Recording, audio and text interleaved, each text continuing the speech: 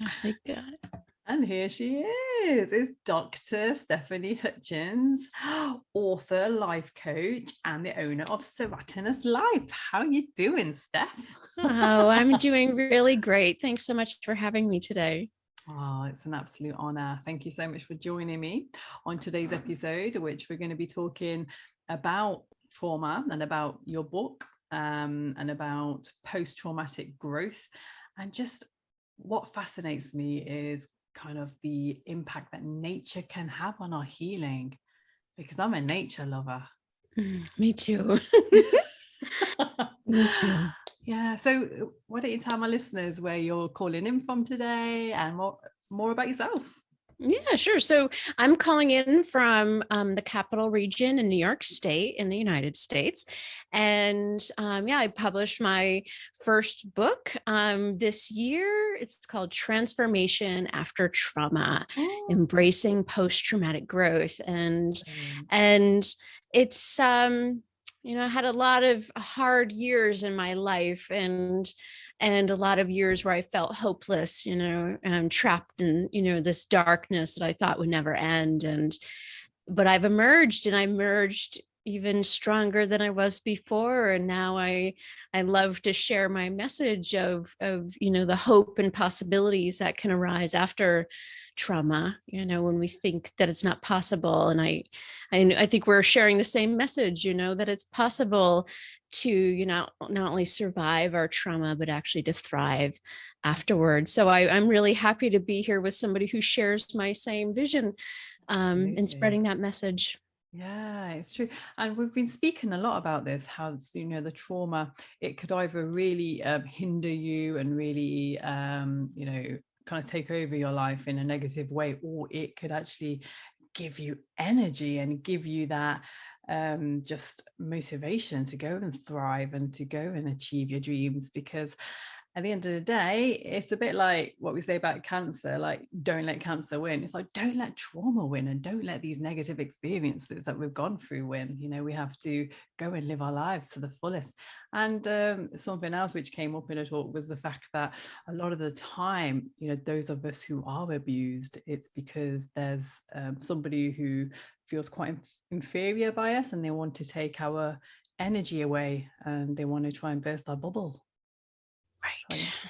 Yeah. And I, that's, and some people don't think it's, I don't know, the worthy of maybe they don't think it's virtuous or honorable to encourage people to think of like overcoming these. Like, I always think about it as our perpetrators were trying to keep us small, and they were trying to make us feel as though we were less than and unworthy.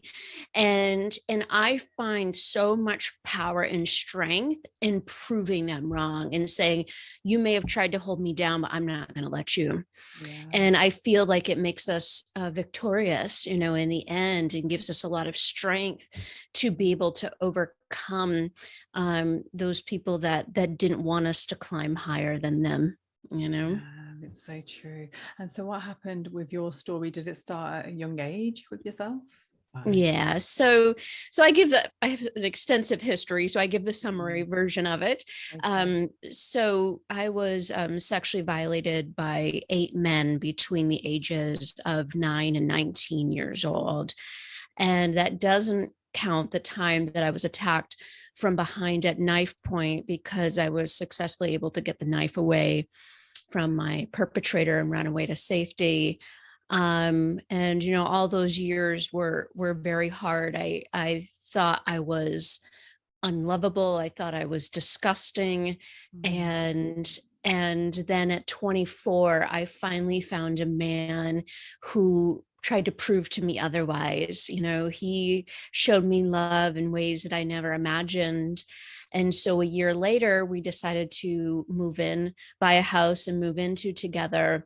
And a week and a half before I closed on the house, I found him dead. And at that point, right. Yeah. At that point, like, my whole world came crashing down, because I think an important part of my story is that what I did in all of those years, I was victimized over and over and over again.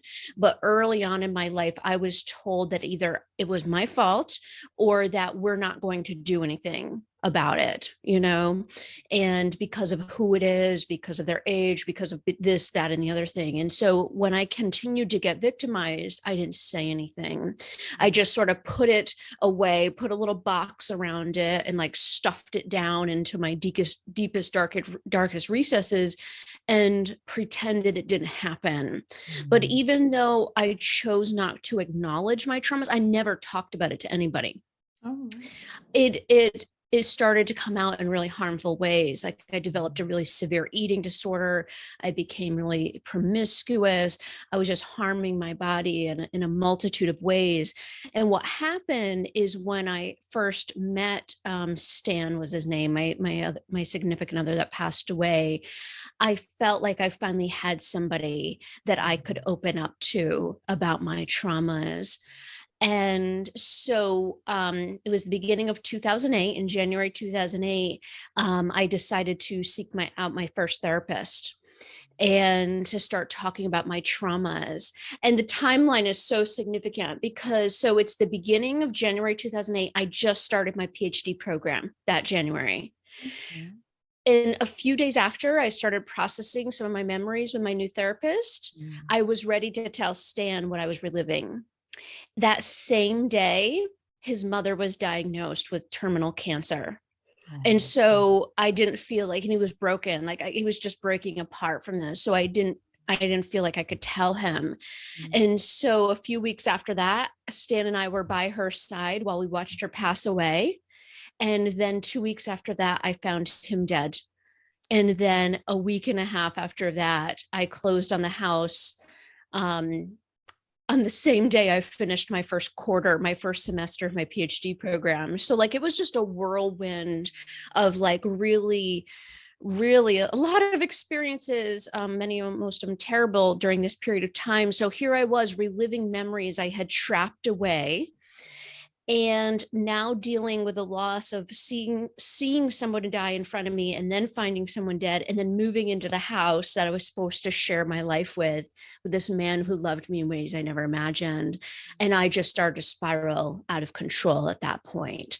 I became morbidly obese. I had sleep apnea and high cholesterol before the age of 30. I was contemplating suicide on a almost daily basis. But I got out, I escaped that place, that deep, dark place of sadness and despair. And I never thought I would, but I did. And so I'm happy to be here to share that message, Yeah, you're a survivor, girl. Oh my goodness. I mean, I always say, a lot of people come on here who have undergone some sort of adversity, but wow, yours just seems so continuous from such a young age. Yeah, and what's been interesting, and I use the word interesting a lot, but this is more disturbing than interesting, is how many people have not believed my story, because they see where I'm at today and they see that I never said anything. And they're like, how could you be where you're at today and you still be functional if you went on that? And they just don't believe it's possible. And how could somebody not say that they've been violated by 8 men? But they don't understand the circumstances that I grew up in. They don't understand that 3 of them were family members. Like they don't understand all of the dynamics. I was in a very small town where everybody knows everyone. So like, all of these dynamics played in. And even today, publicly, I don't name my abusers because there's things I haven't processed with my mom and other family members, and I feel they deserve to know first before the public does. And people just think I'm making it up for what I'm like, why it is. And it's like, why would I like, and it's always fascinating to me that level of almost disbelief that I can be so functional after experiencing so much. And a lot of it was the way that I just chose to pretend that it didn't happen, For and that sure. saved me all those years, and it wasn't actually until I was writing my book that I counted them. When I was going through old journals, Yeah. I wrote a lot of poetry when I was a teenager. I kept all my journals and poems. Yeah. And so I put the dates on them. So what I was doing when I was writing my book is I was rereading all these things, and I was saying to myself, what happened on this date or in this time frame? This what I'm writing is very dark and disturbing. So I started to make note, and I was like, oh, that's when that person violated me. Oh, that's what happened with that one. And Okay. I counted them and I put them, I finally had a timeline. Like that was the first time it was the beginning of 2020. Was the first Oh time I ever goodness. counted them. Right. So I just published my book Yeah. in June of 2021. I started Mm. writing at the end of 2019. Mm. I never counted how many people had violated me until the beginning of 2020. And I'm now 39 years old, so then I was I was 38 years old, and I'm first counting how many people had hurt me. And Yeah. for me, that sort of took me, because it was like, then it hit me Yeah, like, it does. Yeah. wow, no wonder I had so much difficulty in all these different aspects of my life for so Yeah. long. Like, look at all of that, It doesn't make sense. Yeah. Like when you It look makes back perfect and sense. it's like, obviously there's no reasoning for bad behavior, but there Of is when course. it comes to trauma. Of course, of course. And I Yeah. spend an immense of time working with my clients and in my books, and because my second book's almost finished, and Mm. I spend a lot of time on that, talking about coping mechanisms, on the habits we acquire to Mm. just survive.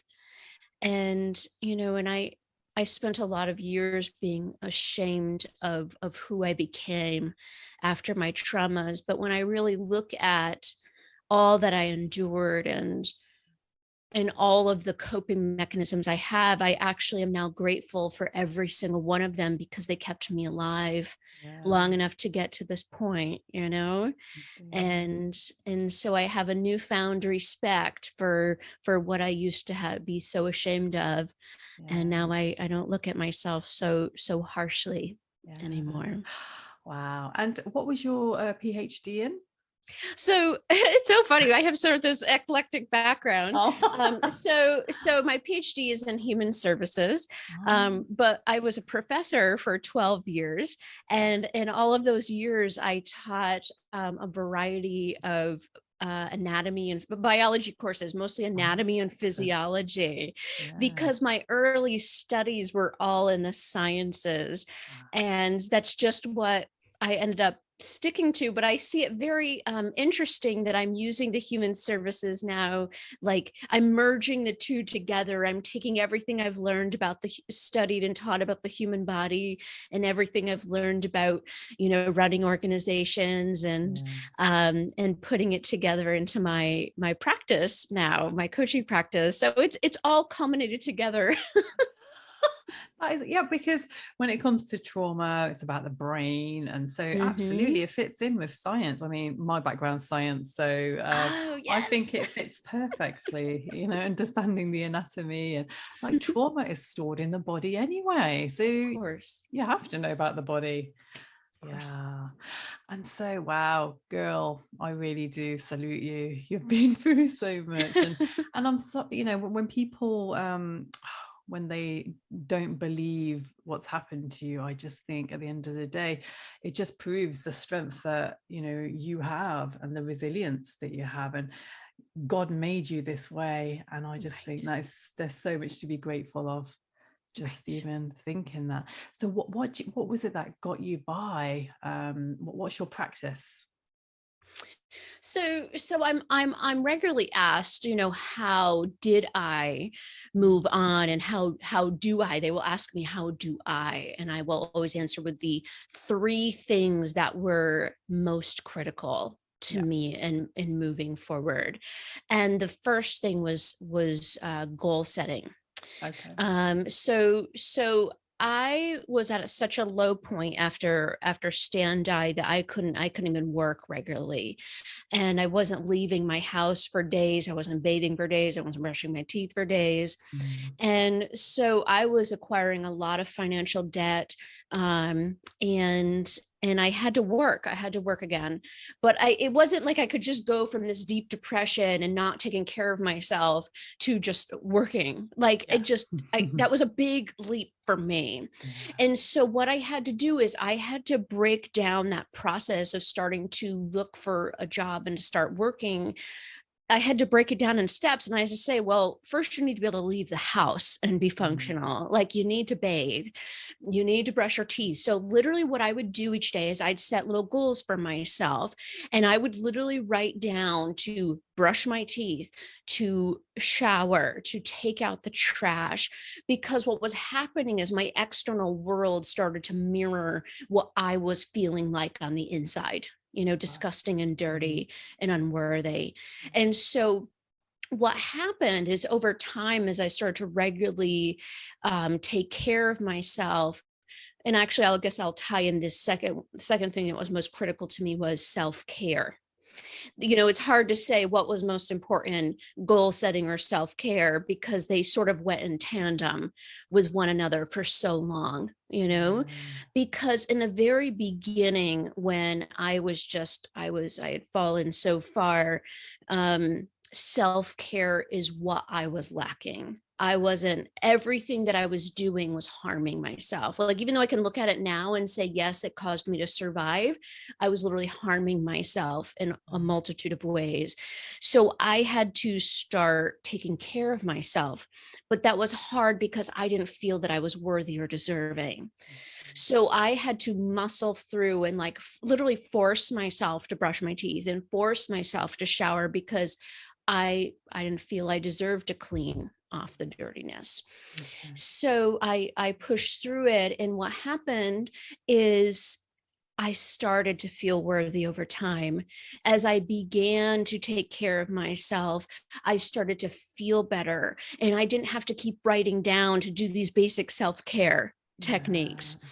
And then I was able to start applying for jobs, and I was started working, and I've always excelled in my career, and I like giving back. So when I started working again, people recognized me for my work, which built my worth further. Yeah. And I just kept, working in those ways to take care of myself. And then, so we got goal setting, self-care, and I'd say the third most critical component to me being able to start propelling forward was reframing my trauma. And instead of focusing on all that I had lost and all that would no longer be, and focusing on why did I have to experience all of this and not understanding it, I focused on instead what I had gained from my trauma and what I am now, or what I could be because of what I went through. And something that helped me in particular with that transition and mindset was hiking. We shared that we both enjoy nature, and I love the mountains, and love them. And they've played a critical part in my healing journey because for the first few years after Stan died, my primary care doctor was okay, not giving me a hard time about all the weight that I had gained. But it got to the point when I was getting sleep apnea and high cholesterol before 30, she was like, okay, Stephanie, enough's enough. We gotta do something about this.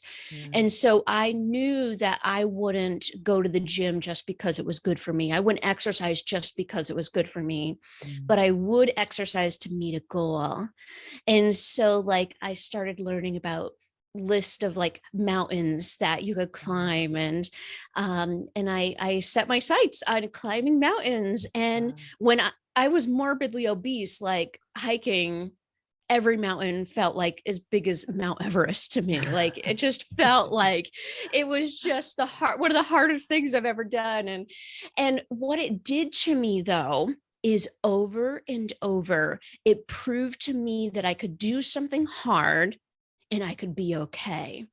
And then as I kept going out to the mountains, I kept going and pushing myself. I saw I was getting stronger.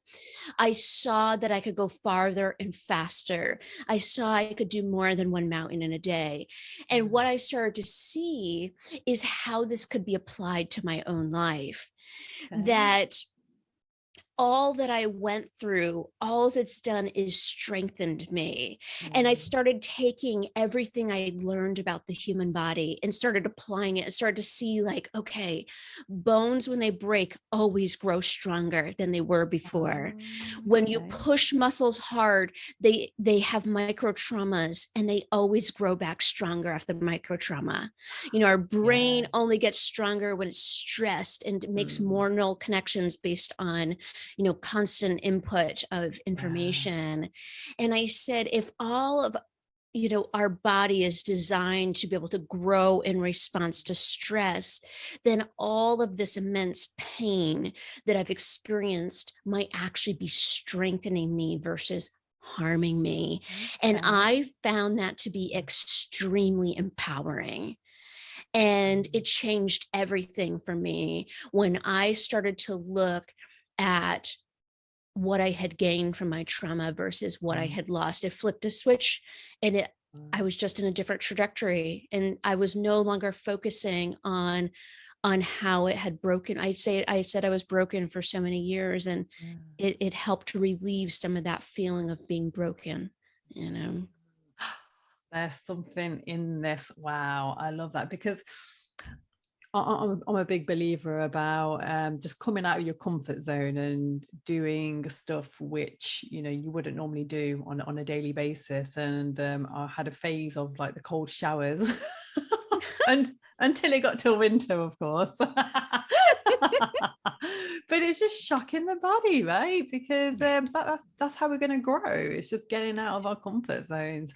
And I know a lot of people are afraid of that because it's risky and the body doesn't feel very safe. But and again, you know, when it comes to trauma, we don't feel safe. So, and it's baby steps.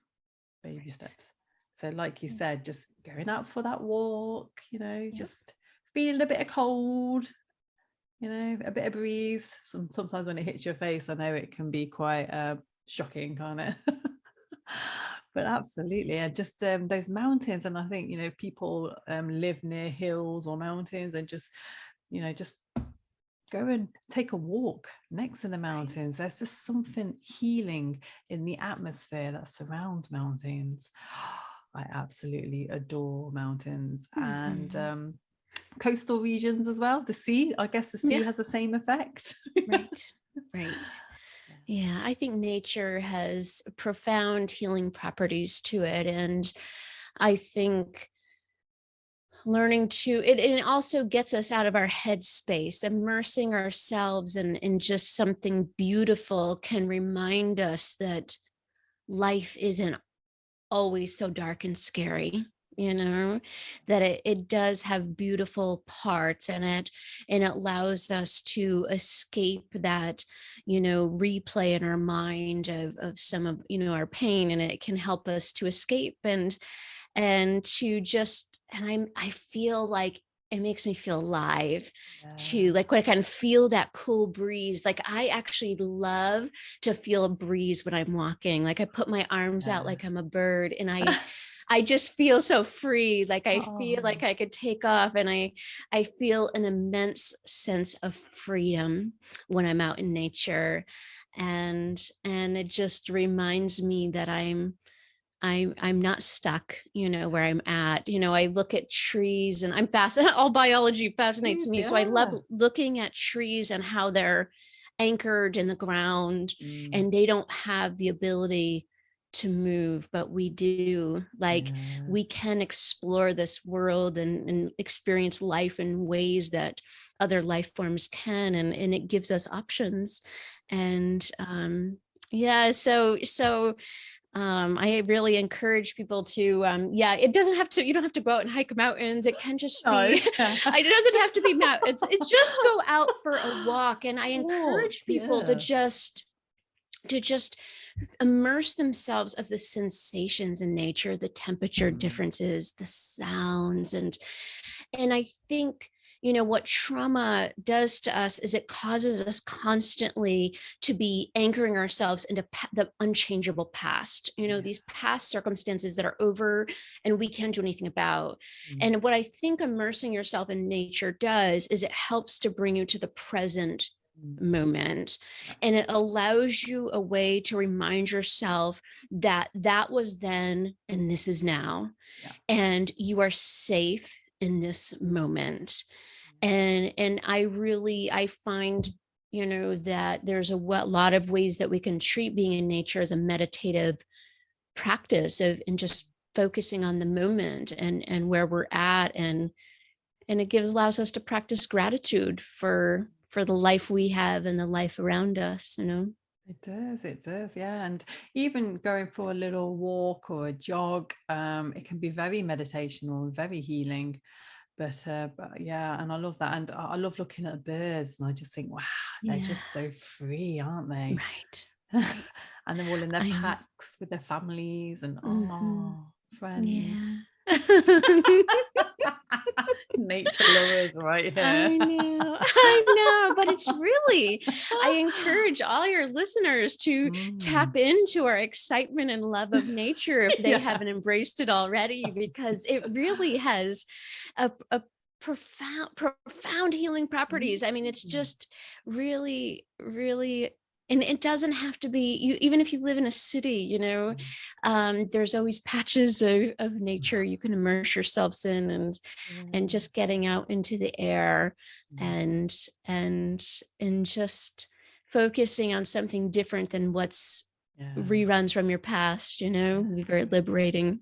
It is. And I always say about plants as well, because they photosynthesize in the daytime, they're releasing a lot of oxygen. So just get a few plants in the house and just get I love oxygenated, I love that. Oh, it's a good, I can't have plants in my house. I have a cat that eats them. So I was like, I used to love to have plants. I can't have them anymore. So I have to go outside of my house to see the plants now. Right. An excuse to get out, right? Especially right. Like, we were talking about being remote workers, how we're just stuck indoors. So yeah, any excuse to get out, really. Oh wow. So what's next for you? What are your plans now? More writing? Yeah, so I have my next 5 books planned, actually. I know. I realized I really love writing. I really have embraced it. And my second book is coming along really well. And actually my second book is, so in the first chapter of my first book, focused on the power of goal setting and in the role that it played in my healing journey. But my first book mostly focuses on the self-care practices I used throughout my healing journey. But the second book goes in deeper into the power of goal setting after trauma, and how to really take the reins of your life and really, I think in many ways, we were talking, like, in many ways, I think our perpetrators were trying to keep us small and making us feel insignificant and unimportant. And in many ways, they stole, at least for a period of time, our ability to dream and our ability to believe that something was better for us and that we were even deserving of something better. And so I think the ability to start designing a life that you want for yourself, that's not dependent upon limitations that somebody else has placed on you, is very powerful. And so I'm working on this book on sharing how to work through the goal setting process and just the different roadblocks you're going to likely come up along the way, like limiting beliefs and other people trying to hold you back, and how to, and yourself, and Yeah, so that's what I'm planning on, and I still, I coach, but I mainly work with people that are ready to. They've said enough is enough. Yeah. I'm tired of letting this unchangeable past dictate my future, and they're ready to move into this place of post-traumatic growth. Wow. And what's so fascinating for me is that there's a lot of people that don't even believe that post-traumatic growth is possible. Like, I have a lot of people question me on Really? whether that's yes, they'll send me private questions, or they'll comment right on my social media post about, is this possible? Or I'll do post about thriving after trauma, and people dislike it. And it's because they don't believe it's possible. And so my current mission is going to be, over and over in as many ways as possible, to get the message out to people that they don't have to be saddled by their trauma, And so, yeah, so all my work from here on out is all furthering that mission. Absolutely. Yeah. And again, I go on about fixing growth mindsets, and maybe there's a link between trauma and the fact that, like you said, you kind of lose your dreams and your passions in life, and maybe that does make you a bit fixed in your mindset, where you don't think that you can grow. So there must be something in that, psychology wise. Oh, of course. And that's why I encourage people that are in that place, because I was in that place for a long time, okay, where I didn't think life was going to get any better. And that's when I was suicidal, because I just didn't think there was a way out. But I was thankful in that, from a young age, my mother has always listened to personal development audio. So as a teenager, I was listening to Tony Robbins and other kinds My of, favorite, personal development speakers. And for a while, especially after Standard, I had lost that practice. And what I had done, and it helped me significantly with getting through these thought processes, like I couldn't move forward, was inputting new information into my head. Like, that's why even today, I love listening to personal and professional development audio. I love listening to audiobooks. I love listening to podcasts, YouTube videos.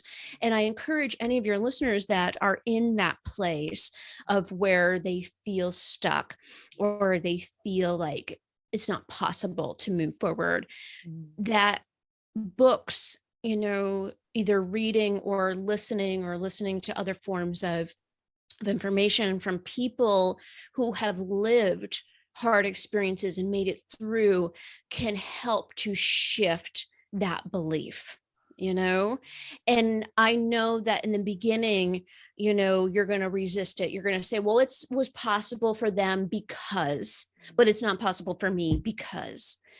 But if you keep forcing yourself to listen to these messages, you can see a trend that, no, it wasn't just this person. This person also went through immense hard things, and they did it too. And then this person, they did it too. And one thing you have to understand is that, we may look physically different, humans may, but we are like, I studied the human body. I dissected people. I studied all facets of the human body, and we look identical on the inside. It's only the outside and minute details we look different from. And our DNA is different in very minute ways. And so why I say all of this is because what is possible for one human is possible for any other human. And so if you can see that over and over, and now with, podcasts really taking off, is that you have access to so many free resources of people saying over and over, I went through this, but I overcame it, and I'm here now, and it's possible for you too, So you're right. Maybe this is all someone needs, just to get out of that limited mindset and to get on that journey of growth and healing, because I know how difficult it can be to even accept what happened to you and to even believe it, because a lot of the time you can go decades and not even realize that what happened to you was even wrong. Right. Right. And I guess Yeah. that's what happened to us. Yeah. But I believe that that's a way that our body is protecting us, Yeah. like I think in many ways that our body and mind know that we're not ready in that moment to believe that something bad happened to us. This is actually something interesting that happened is that I was so I'll have to say that the first therapist I worked with, the one that I met right before Stan died, ended up like re-traumatizing me. She ended up telling me that I was never going to heal unless I accepted God into my life. Wow. And so that was really hard for me because I had felt for many years that God had abandoned me when I was being hurt so many times. And so I had stopped seeing a therapist for a long time after that. But I had found eventually another therapist who was so helpful to me, and she never forced me to tell my entire story. Well, she had moved away for a few years and she just recently moved back. And actually, this summer, I reconnected with her and I've started working with her again. And so we went all of these years without talking. And she knew me in this where I was in a really bad place after Stan died. And then she saw me today publishing a book about transforming after trauma, having a coaching practice. And she's like, what? And so I tell her about my whole story that I have been able to name and put out my entire timeline. And she said to me, I was leaving after our first session of being back together. And before I was walking out the door, she was like, Stephanie, I have to ask you something. So right before I saw her, I'd sent her a message and I said, I need you to know how crucial you were to me and my healing, that you were like a partner on my journey. You never forced me to go farther, faster than I was ready to go.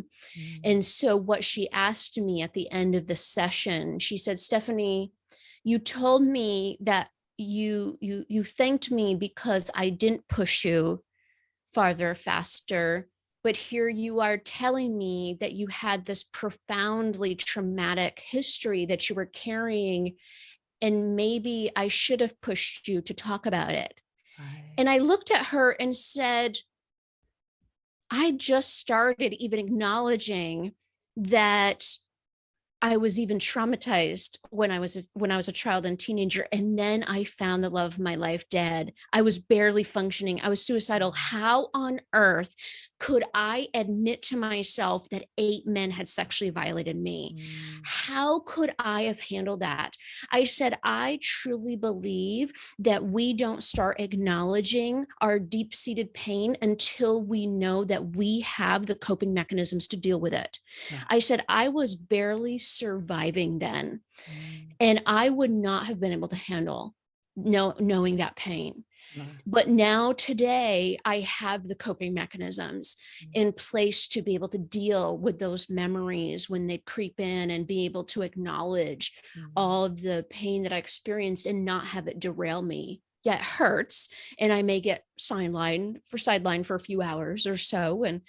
But it doesn't derail me completely like it used to. And I think for those of us that I think society a lot of times encourages us to go faster, like I'll never forget the time I was on a coaching call with a client and I heard her significant other in the background yelling and saying, why are you talking about that again? That happened 6 months ago. You should be over it. Oh no. And it was a significant trauma she had experienced. And she's just saying, I should be over it. I should be over it. And I think we all have our own timeline. And I think we name our experiences for what they are when we are ready to handle it. And it's okay if it takes you years to get to that point, Yeah, for sure. Oh, that's beautiful. Thank you. So we are nearing the end, and I just want to ask, what has been your greatest lesson to date?